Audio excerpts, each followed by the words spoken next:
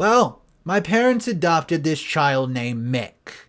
When they suddenly passed away, it was shocking for all of us. But what I could not believe is what happened after that, when Mick, my brother that was adopted, who I've loved my entire life, absolutely turned on me in the worst way possible. And when I tried to help old Mickey boy, what did he do? He reached out with his hand and spit on it. And you know what, Mick? I'm getting revenge.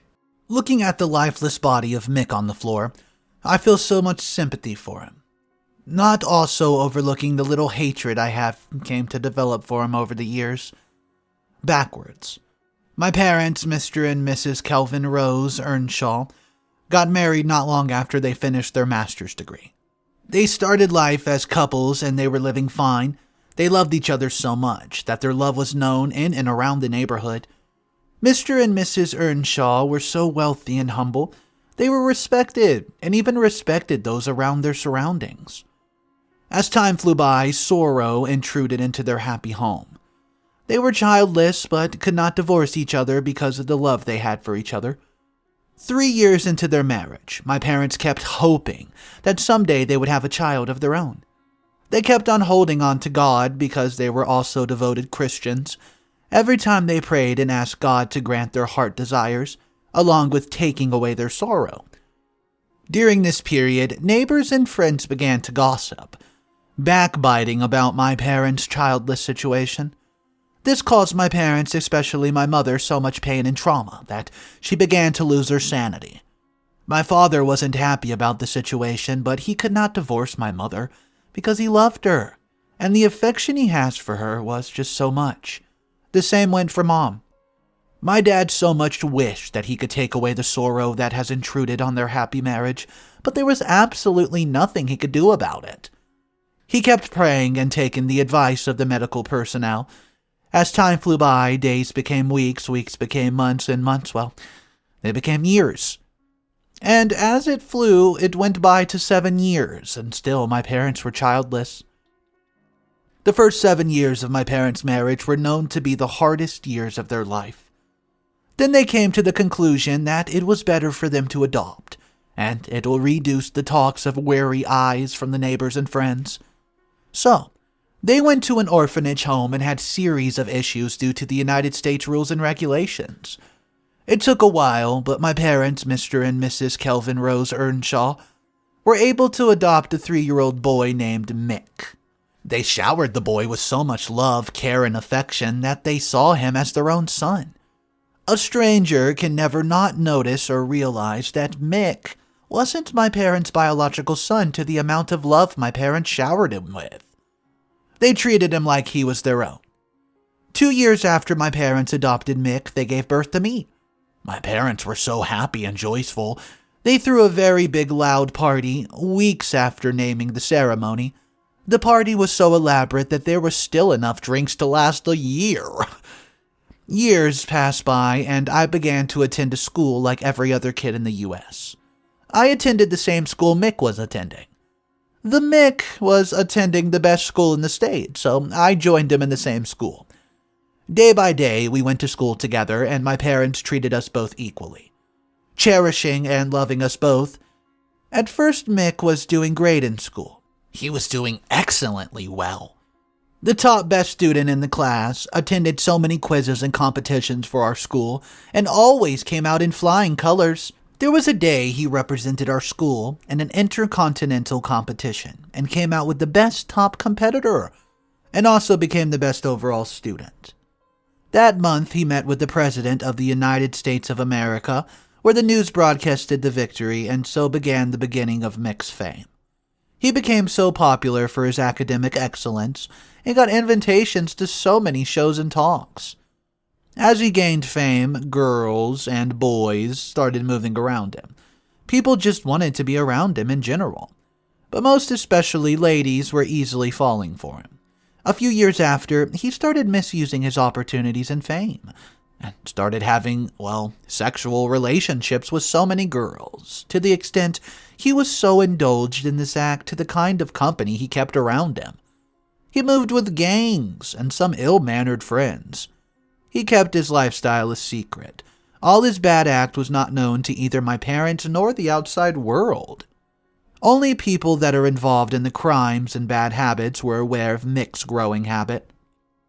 The day I got to know about his lifestyle was the day I went up to his room, entered without knocking, and he yelled at me and questioned me like it was more than just a knock on his door. That's when I saw hard drugs in his room, and I also saw him watching, illicit videos. I was so irritated and disgusted at the sight. The sight alone made me mad.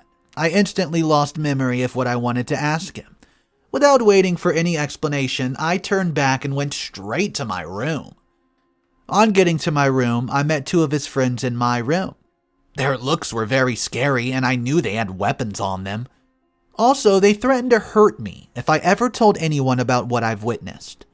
And after, they left without closing the door. On their way out, one of them dropped his ID card, and I realized that the stranger that just threatened me is a wanted, renowned, and notorious criminal who goes by the name Ancient Breed. You guessed right, obviously not his real name. The name's just what everyone knows him as. No one knows his real name. I called myself down from the shock when another reality dawned on me, and I figured out that if Ancient Breed is a friend of Mick, then Mick must know him and also know what he's involved in. Then Mick must also be involved in their illegal dealings, which only states any time from now would get Mick on the police radar. This news broke my heart, and for the fact that I was restricted from telling anyone tore me apart further. I kept the ID card and locked the door because I felt so insecure. When my parents came back from work, they sensed some strangeness in my behavior but couldn't pin it down. My heart ached before my parents arrived. Mick had packed and rearranged his room like he always does, so there was no way my parents were going to realize anything. Not before I went to go greet my parents. Mick had already told them that I was ill, and he asked what the matter to me was, but I refused to reply to him. I was heartbroken the second time when my parents confronted me with these accusations. I had no option but to try and play the rules of the games he started. I told my parents I was feeling feverish and I couldn't talk much. That's my reason for not replying to him. My mom bought it, but my dad was always on guard despite the love that he had for me and Mick. He wanted to ask me further, but Mom pleaded on my behalf. My parents took me to the hospital, and then the doctor said that there's nothing wrong with me, and that I was all right as soon as I've had enough sleep, after which I'm discharged. Upon getting home, I met Mick in my room. I was a little bit frightened at first, but then I braced myself with no fear, no shivers, but deep down, I felt fear towards my brother. Then concluded that nothing he plans on doing would be any shock to me. With that knowledge of him that I already have, then to my utmost surprise, he went on his knees and pleaded for mercy. I was so surprised and at the same time disgusted. I just walked out the room and decided to go to my friend's place for a while. While going to see my friend Angela, I kept on thinking about what just happened. It kept replaying on my thoughts that Mick just begged for forgiveness, and all of a sudden a feeling of guilt struck me. I started having a wrong feeling, thought to myself like, quote, I should have waited and heard him out. Maybe he needs help, or maybe he can't control himself. All of these were still rushing through my mind, and when I heard a loud horn from an oncoming trailer, it was so loud and scared the sound just jerked me back to my senses. Unknowingly to me, I was walking directly towards the trailer. I quickly jumped out of the way as soon as the horn jerked me back to my senses, and I once again felt broken. I rested for a little while to catch my breath and then proceeded to Angela's house. When I got to Angela's house, we were chatting. Then I noticed she had a strange behavior towards me. She wasn't so excited to see me as usual. Angela is my childhood friend. We've been friends since forever, and we went to the same school when we were much younger, and now the same college, and before now, we were already promised to attend the same higher institution. We did everything together. Our relationship is one that's known by everyone in the neighborhood. We both love each other. Also, another thing that made us bond together was that they were both the only biological child of our parents. Our parents also supported our relationship. Mick, too, isn't excluded from the relationship. Anytime we're going out, Mick used to be the one that goes with us. So technically, we both saw Mick as our older brother. So after realizing the strange attitude, I asked what the matter was with her. But she said nothing was wrong with her, that she was just feeling tired, but I knew there's more to the story than just being tired. We played our normal games and updated each other on what was going on in all areas of our life, academically, politically, etc. Then, when it was getting dark, I told her I was leaving, and I left when I was just a block away from our house. Mick parked one of our parents' cars beside me. Then a man from behind jumped out and forced me in. I struggled, but I couldn't overpower him. After the man successfully overpowered and forced me in, I got to realize that it was Mick who forced me. Mick drove me to an unknown incompleted building, helped me step out of the car, and started showing unbelievable kind of gestures. He first offered me chicken and chips, but I declined. Knowing that fried rice was my favorite, he told someone to get it and offered me, and then I reconsidered and accepted. On the basis that he's my brother, at least he's still my bro. After I finished the food, Mick went on his knees again and apologized, but this time I had no choice but to listen. He asked for my forgiveness and said I should look over what's happened and even the threat his friends made towards me in my room the other day. I took a deep breath. Without confirming if I would forgive him, he asked if I was coming from Angela's house, and I replied positively. Then he asked after her and the way things went between us. He went further to ask about the way she reacted to me. I didn't want to lie, so I just told him the truth. I told him she reacted strangely. He didn't waste time before asking me if I've asked her what the problem was and if she told me. I told him I asked about it and she said it's just stress. Then Mick went on to his knees again to ask for an apology. He then started to utter things like, "Please forgive me, help me, I need your help. I know sooner or later you'll realize." Still fuming from the way I was handled while coming to an incomplete building, I didn't want to help him in any way. But then everyone included in the process of bringing me included Ancient Breeds and his partner. Replied to him by placing him on a condition. And the condition was that if he really wanted me to get help, he has to stop all the bad habits he's recently been exhibiting. He quickly agreed and swore to comply. He then confessed that it was about Angela. He went further to narrate he went to visit her and tried to move on her. Mick also confessed that he tried to sexually abuse her once, only for the gate man to come knocking on Angela's room and search for a particular key. That was the only thin line between him abusing her. I felt deep hatred and disappointment towards Mick, stood up, and I slapped him so hard. I wanted to work out Mick and his gang members when he pulled me back and reminded me of the beautiful memories we've shared together. I sat down and thought about the reason for Angela's strange behavior towards me, which was the incident that happened between my brother and her. I then asked Mick what he wanted me to do. He said in a shaky voice, "I need you to help me keep Angela quiet." Asked me to plead with her not to tell anybody. If not, his reputation was surely at stake, and his personality also, and he's ready to do anything she asks of him. At first, I didn't agree with him, but after lots of pleading, I agreed with Mick, and I left our home. On getting home, our parents were really worried and had looked for us around, asked around the neighborhood, but no avail. They questioned and cautioned us about coming home so late. Mick cooked up a lie in his head only for me to confirm that lie to my parents for them to believe, and not without any doubt. My parents believed the lies that we've told them. The next day, I was with Angela and we spoke about a lot of things, and also what had happened between her and Mick. At first, she didn't want to forgive Mick, but with so much convincing and apologizing, she decided to let go. Time flew so fast as well as everything went back to normal. Mick started behaving well again, and he's also started increasing his grades in school. Unknowingly to me and Angela, Mick's completely changed. He still moves with his bad friends and still has sexual intercourse with numerous ladies, only that he kept it away from the outside world as he previously did. He kept deceiving everyone until my parents fell short of their demise. My parents died 3 months after finding out about the incident of Mick and his gangs taking me to that incomplete building. My parents were going on their 20th year anniversary. They had an accident that was technically their fault. According to investigations, the scene of the accident claimed that they were having a romantic moment while my dad was driving, and they got a call from an unknown number explaining everything Mick had done, and that he said he wasn't a saint they saw him as.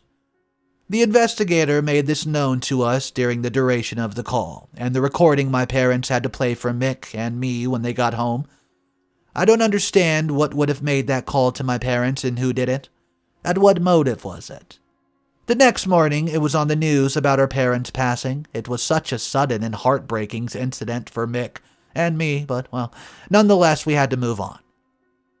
Mick and I continued going to school, but all of a sudden, Mick stopped coming to school. He had a claim that he doesn't need school to survive or even to become a better person in life.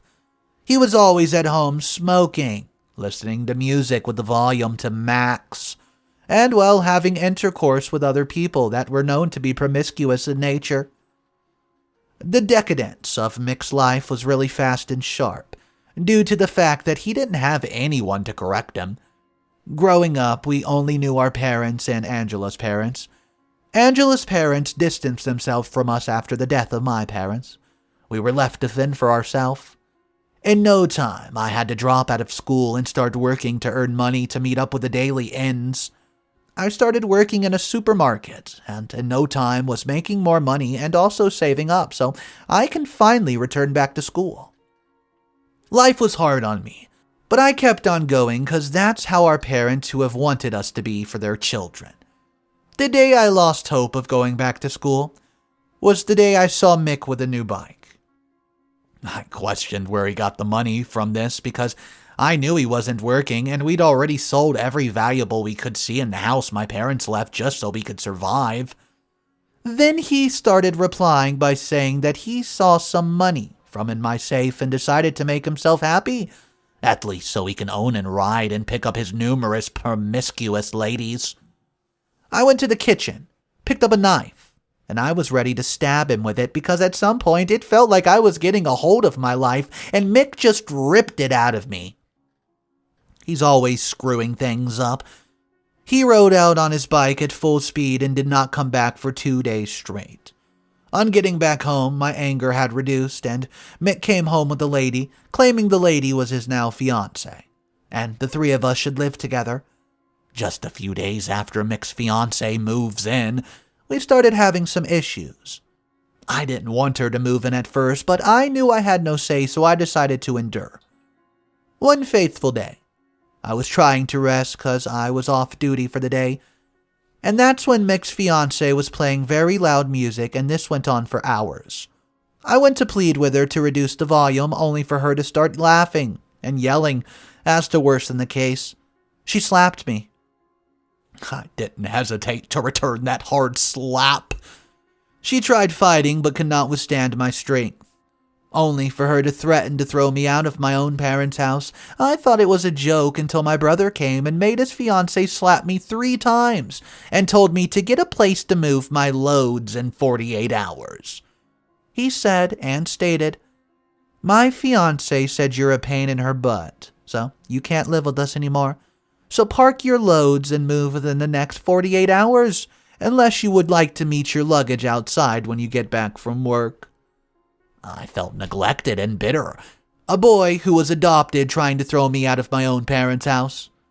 That same day, Mick rode out on his bike, and just shortly after he left, I received a phone call from his phone. I didn't want to pick up the first call, but then, well, the call became persistent. I picked up and realized that Mick was not the one speaking. No, the person speaking told me that the owner of the phone had been shot dead. I quickly rushed to the described location and realized that Lady Mick claimed to be his fiancée was used to set him up. The Mick was shot by a gang member from the opposition.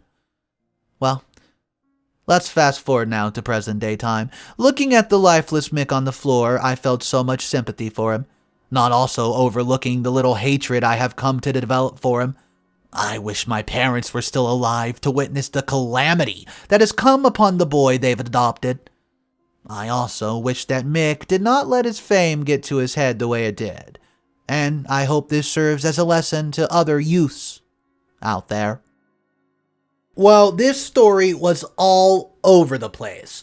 Let me know your thoughts about this story first of all, and second of all, I need to know, what do you guys think of this Mick character? He seemed off the walls, but I couldn't really wrap my head around what his whole plan was. Was he trying to change his life? Was he not? I really couldn't tell.